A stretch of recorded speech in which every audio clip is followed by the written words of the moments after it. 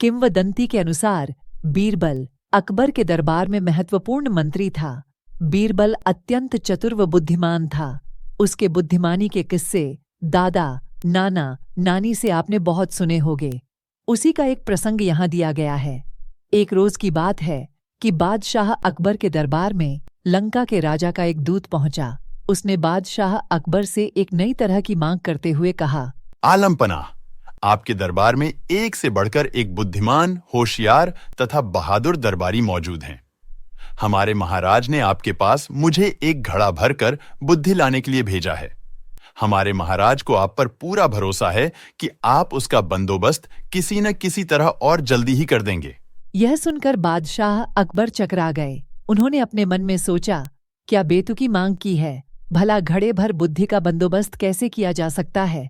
लगता है लंका का राजा हमारा मजाक बनाना चाहता है। कहीं वह इसमें सफल हो गया तो। तभी बादशाह को बीरबल का ध्यान आया। वे सोचने लगे कि शायद यह कार्य बीरबल के वश का भी न हो, मगर फिर भी उसे बताने में बुराई ही क्या है। जब बीरबल को बादशाह के बुलवाने का कारण ज्ञात हुआ तो वह मुस्कुराते हुए कहने लगे, आलमपना, चिंता की कोई बात नहीं, बुद्धि की व्यवस्था हो जाएगी, लेकिन इसमें कुछ हफ्ते का वक्त लग सकता है। बादशाह अकबर बीरबल की इस बात पर कहते भी तो क्या, बीरबल को मुंह मांगा समय दे दिया। बीरबल ने उसी दिन शाम को अपने एक खास नौकर को आदेश दिया, छोटे मुंह वाले कुछ मिट्टी के घड़ों की व्यवस्था करो। घड़े आते ही बीरबल अपने नौकर को लेकर कद्दू की एक बेल के पास गए। उन्होंने नौकर से एक गड्ढा ले लिया। बीरबल ने घड़े को एक कद्दू के फूल पर उल्टा लटका दिया। इसके बाद उन्होंने सेवक को आदेश दिया कि बाकी सारे घड़ों को भी इसी तरह कद्दू के फूलों पर उल्टा रख दें। बीरबल ने इस काम के बाद सेवक को उन घड़ों की देखभाल सावधानी पूर्वक करते रहने का हुक्म दिया और खुद वहां से चले गए।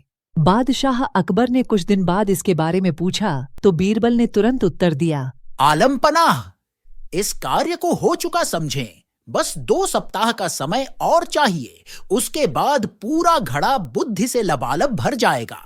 बीरबल ने 15 दिन के बाद घड़ों के स्थान पर जाकर देखा कि कद्दू के फल घड़े जितने बड़े हो गए हैं। उन्होंने नौकर की प्रशंसा करते हुए कहा, तुमने अपनी जिम्मेदारी बड़ी कुशलतापूर्वक निभाई है, इसके लिए हम तुम्हें इनाम देंगे। इसके बाद बीरबल ने लंका के दूत को बादशाह अकबर के दरबार में बुलाया और उसे बताया कि बुद्धि का घड़ा लगभग तैयार है। लंका के दूत के आने पर बीरबल ने फौरन ताली बजाई। ताली की आवाज सुनते ही बीरबल का सेवक एक बड़ी थाली में घड़ा लिए हुए बड़ी शान से दरबार में हाजिर हुआ। बीरबल ने घड़ा उठाया और उसे लंका के दूत के हाथ में सौंपते हुए कहा, लीजिए श्रीमान, आप इसे अपने महाराज को भेंट कर दीजिए, लेकिन एक बात अवश्य ध्यान रखिएगा कि खाली होने पर हमारा यह कीमती बर्तन हमें जैसे का तैसा वापस मिल जाना चाहिए।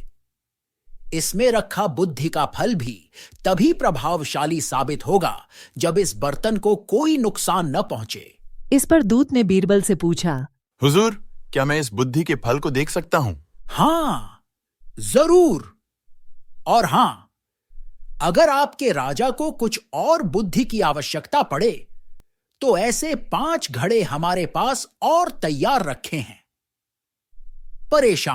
परेशान होते हुए दूत ने मन ही मन सोचा, हमारी भी मति मारी गई है, भला हमें भी क्या सूझी। बीरबल का कोई जवाब नहीं है, भला ऐसी बात मैंने सोची भी कैसे। गड्ढा लेकर दूत के जाते ही बादशाह अकबर भी अपनी उत्सुकता को न दबा सके। वे फौरन बोल उठे, बीरबल, बुद्धि का फल हमें भी तो दिखाओ। अभी अभी तुम कह रहे थे कि ऐसे 5 घड़े और भी रखे हैं। अभी मंगाए देता हूं आलमपना। बीरबल ने उत्तर दिया। बादशाह के कहते ही घड़ा मंगवा दिया गया। जैसे ही उन्होंने घड़े में झांका तो उन्होंने पूरा का पूरा घड़ा कद्दू से भरा पाया। देखते ही बादशाह को हंसी आ गई। वे बीरबल की पीठ ठोकते हुए कहने लगे, मान गए भाई, तुमने भी बुद्धि का क्या शानदार फल पेश किया है। लगता है इसे पाकर लंका के राजा के बुद्धिमान होने में तनिक भी देर नहीं लगेगी।